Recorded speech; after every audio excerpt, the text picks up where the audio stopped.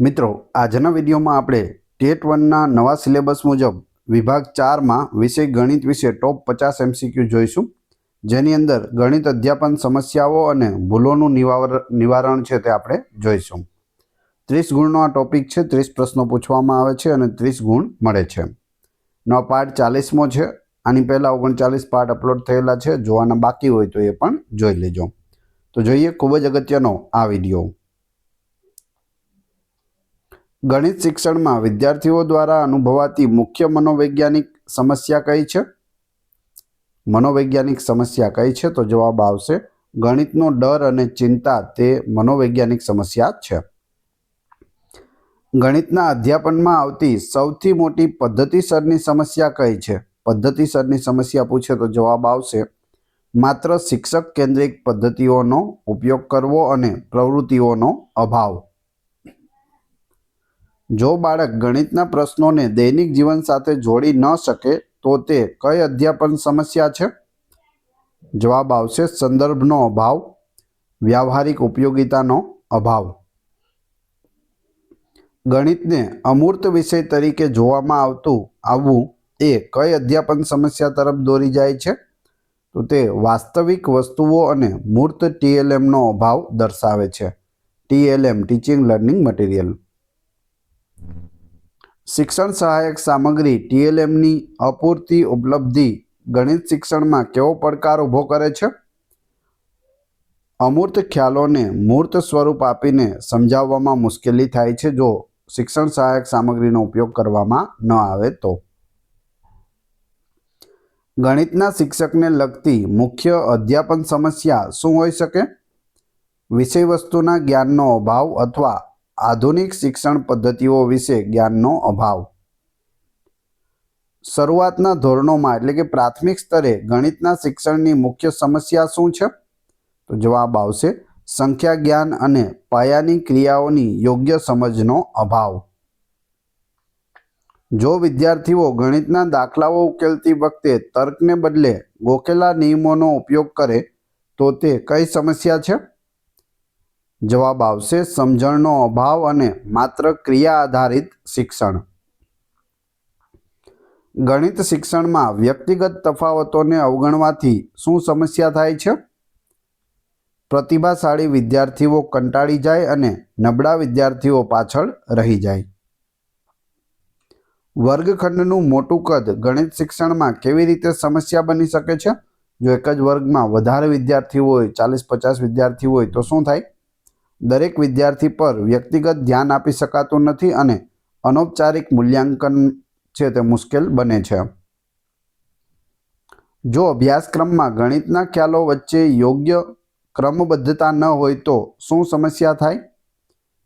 જવાબ આવશે નવા ખ્યાલો સમજવામાં મુશ્કેલી પડે કારણ કે પાયાના ખ્યાલો શીખ્યા નથી। જો પાયો મજબૂત ન હોય તો ગણિતમાં આગળ વધવામાં ખૂબ જ મુશ્કેલી થાય છે। વાલીઓનું નકારાત્મક વલણ ગણિત શિક્ષણમાં કેવી રીતે અવરોધ બની શકે? જવાબ આવશે બાળકમાં ગણિત પ્રત્યેનો ડર કે નિરાશા વાલી દ્વારા પ્રસારિત થાય છે।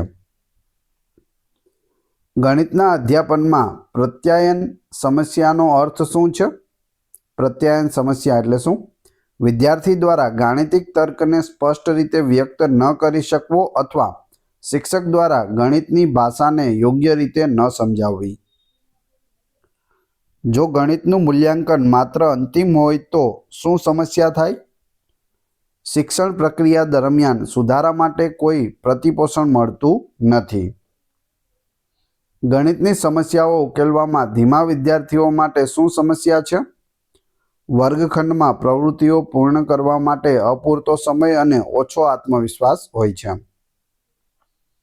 ગણિત શિક્ષણમાં લિંગ પૂર્વગ્રહ શું સમસ્યા ઊભી કરી શકે? છોકરીઓને ગણિતમાં નબળી ગણવી જે તેમના આત્મવિશ્વાસ અને પ્રેરણાને નુકસાન પહોંચાડે છે, જે એક પ્રકારનું પૂર્વગ્રહ છે। ગાણિતિક સાધનોનો યોગ્ય ઉપયોગ ન કરવો એ કઈ સમસ્યા તરફ દોરી જાય છે? ભૂમિતિ અને માપનના ખ્યાલોની અપૂરતી સમજ તરફ દોરી જાય છે। જો શિક્ષક માત્ર યાદશક્તિ આધારિત શિક્ષણ પર ભાર મૂકે તો શું સમસ્યા થાય? સમસ્યા ઉકેલ કૌશલ્ય અને સર્જનાત્મકતાનો વિકાસ થતો નથી, ફક્ત ગોખણિયું જ્ઞાન છે તે રહે છે. ગણિત શિક્ષણની કઈ સમસ્યા બાળકમાં નિષ્ક્રિયતા લાવે છે? માત્ર વ્યાખ્યાન પદ્ધતિનો ઉપયોગ કરવો અને વિદ્યાર્થીઓને પ્રશ્નો પૂછવાની તક ન આપવી તે બાળકમાં નિષ્ક્રિયતા લાવે છે. ગણિતમાં વ્યવહારિક સમસ્યાઓનો અભાવ શું સમસ્યા ઊભી કરે છે? ગણિતના ખ્યાલોની વાસ્તવિક જીવનમાં ઉપયોગિતાની સમજનો અભાવ આવી જાય છે. ગણિતમાં થતી ભૂલોને ઓળખવા માટેની શ્રેષ્ઠ પદ્ધતિ કઈ છે? તો તે છે નિદાનાત્મક કસોટી, ઓપ્શન બી. નિદાનાત્મક કસોટીનો હેતુ શું છે? તેનો હેતુ ભૂલોના પ્રકાર અને તેના મૂળ કારણો શોધવા છે. ભૂલોના નિદાન પછી અપનાવવામાં આવતું પગલું કયું છે? ઉપચારાત્મક શિક્ષણ છે. જો કોઈ બાળક 25 + 15 = 310 લખે તો તે કયા પ્રકારની ભૂલ છે? સંકલ્પનાની ભૂલ અને સ્થાન કિંમતની સમજનો અભાવ હોઈ શકે. ઉપચારાત્મક શિક્ષણની શ્રેષ્ઠ પ્રયુક્તિ શું છે? તો તે છે વ્યક્તિગત જરૂરિયાત મુજબ નાના જૂથમાં અથવા વ્યક્તિગત રીતે શિક્ષણ આપવું. ગણિતમાં ભૂલોને બારીઓ તરીકે શા માટે ગણવામાં આવે છે? જવાબ આવશે તે બાળકની વિચારસરણી અને ખ્યાલની ગેરસમજને સમજવામાં મદદ કરે છે. જો કોઈ બાળક બાદબાકીમાં ઉધાર લેવાનું ભૂલી જાય તો ભૂલના નિવારણ માટે QTLM ઉપયોગી છે? જવાબ આવશે ડીએન્સ બ્લોક્સ અથવા મણકા ઘોડી. ભૂલોના નિવારણ માટે શિક્ષકે કયું વલણ અપનાવવું જોઈએ? આનો જવાબ જોઈએ તે પહેલાં વિડીયો પસંદ આવી રહ્યો હોય તો લાઇક અવશ્ય કરી દેજો. ચેનલ ઉપર નવા હોય તો ચેનલને સબસ્ક્રાઇબ કરી બેલ આઇકોન પ્રેસ કરવાનું ના ભૂલશો, જેથી રોજે રોજ આપણે નવા વિડીયો મળતા રહે. જવાબ આવશે પ્રોત્સાહક, સહાનુભૂતિપૂર્ણ અને ભૂલોને શીખવાની તક તરીકે જોનારું. ગણિતમાં પ્રતીકાત્મક ભૂલોને સુધારવા માટે શું કરવું જોઈએ? યોગ્ય ગાણિતિક ચિહ્નોને તેના મૌખિક અને લેખિત અર્થ સાથે વારંવાર જોડીને શીખવવું જોઈએ. જો બાળકને શબ્દ સમસ્યા સમજવામાં મુશ્કેલી પડે તો શું ઉપાય કરવો જોઈએ? સમસ્યાને માતૃભાષામાં સમજાવવી અને તેમાં રહેલા ગાણિતિક શબ્દોને રેખાંકિત કરાવવા જોઈએ. કઈ ભૂલ બાળકને ગણિતના નિયમોનો અયોગ્ય રીતે ઉપયોગ કરવા તરફ દોરી જાય છે? પ્રક્રિયાગત ભૂલ, ઓપ્શન બી. ભૂલોના નિવારણ માટેના ઉપચારાત્મક શિક્ષણમાં કઈ પદ્ધતિનો ઉપયોગ કરવો જોઈએ? આગમન પદ્ધતિ અને પ્રવૃત્તિ આધારિત શિક્ષણ એનો ઉપયોગ કરવો જોઈએ. જો બાળક અપૂર્ણાંકના સરવાળામાં છેદનો સરવાળો પણ કરી દે તો નિવારણ માટે શું કરવું જોઈએ? છેદનો સરવાળો એટલે કે 1/2 અને 2/4 હોય તો તે આ રીતે 3/6 કરી નાખે તો આ ઉપરનો સરવાળો એને કર્યો, નીચેનો સરવાળો. આવી ભૂલ થાય તો શું થાય? ભૌતિક વસ્તુઓ અથવા કાગળના ટુકડાઓ દ્વારા અપૂર્ણાંકનું દ્રશ્ય નિરૂપણ કરાવવું જોઈએ. ગણિતમાં અવલોકન ભૂલો કેવી રીતે સુધારી શકાય? સૂચનાઓને ધ્યાનપૂર્વક વાંચવા અને આકૃતિઓનું નિરીક્ષણ કરવા પર ભાર મૂકવો જોઈએ. ગણિતમાં ગણતરીની ભૂલોનું કારણ શું હોઈ શકે છે? બેઝિક ગણતરીમાં પૂરતી ડ્રીલ અને પ્રેક્ટિસનો અભાવ. ઉપચારાત્મક શિક્ષણ આપ્યા પછીનું મહત્વનું પગલું શું છે? ફરીથી મૂલ્યાંકન કરીને ખામીઓ દૂર થઈ શકે છે કે નહીં તે ચકાસવું. ગણિતમાં અસ્થિરતાથી થતી ભૂલોનો અર્થ શું છે?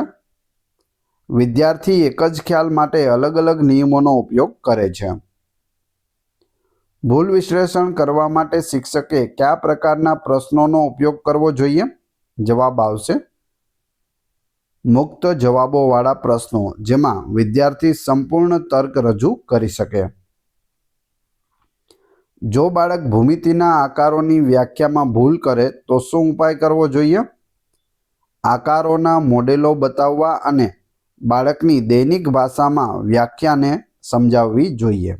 અલગ અલગ જે આકારો હોય છે, ગોળ, ચોરસ, લંબચોરસ, ત્રિકોણ વગેરે.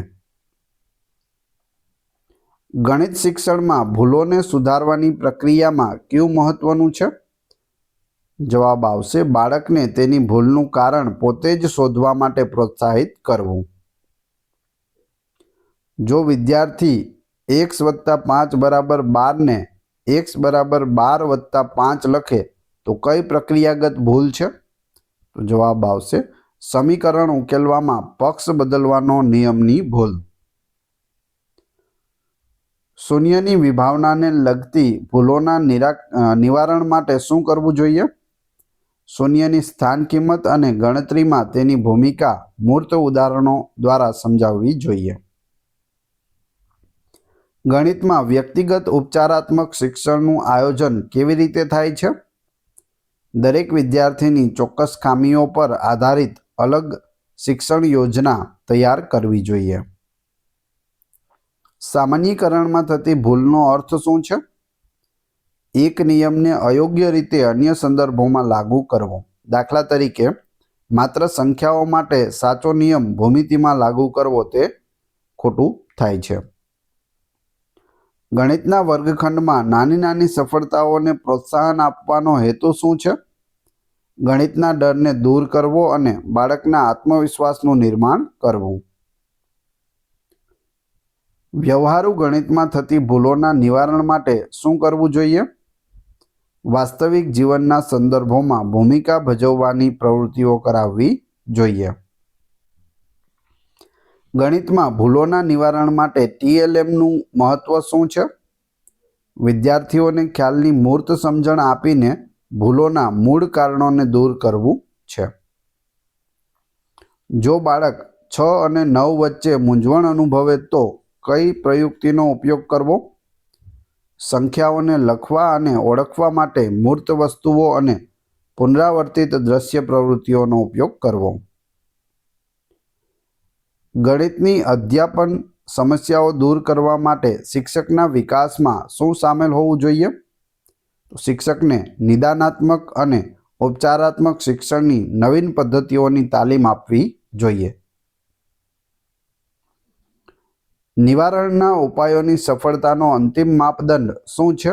જવાબ આવશે વિદ્યાર્થી દ્વારા ભૂલોનું પુનરાવર્તન ન કરવું અને ખ્યાલની મજબૂત સમજણ વિકસાવવી. એટલે ખ્યાલનો મજબૂત સમજણ છે તે વિકસાવવી જોઈએ. હવે તમારી ટેસ્ટ જે આપણે વિડીયો જોયો તેમાંથી તમને અહીં પ્રશ્નો પૂછવામાં આવે છે, જેનો જવાબ તમારે ક્રમશઃ કમેન્ટ બોક્સમાં આપવાનો છે, જેથી તમને ખ્યાલ આવશે તમને કેટલું યાદ રહે છે. પરીક્ષામાં આવો પ્રશ્ન પૂછાય તો તમને જવાબ આવડે છે કે નહીં. પ્રશ્ન 1, ગણિતમાં ગણતરીની ભૂલનું કારણ શું હોઈ શકે? 4 ઓપ્શન આપેલા છે. પ્રશ્ન 2, ગાણિતિક સાધનોનો ઉપયોગ ન કરવો એ કઈ સમસ્યા તરફ દોરી જાય છે? બંનેના જવાબ ક્રમશઃ કમેન્ટ બોક્સમાં આપી દેજો. આ વિડીયોની ફ્રી PDF આપને ટેલિગ્રામ અને વોટ્સઅપ ગ્રુપમાં મળશે.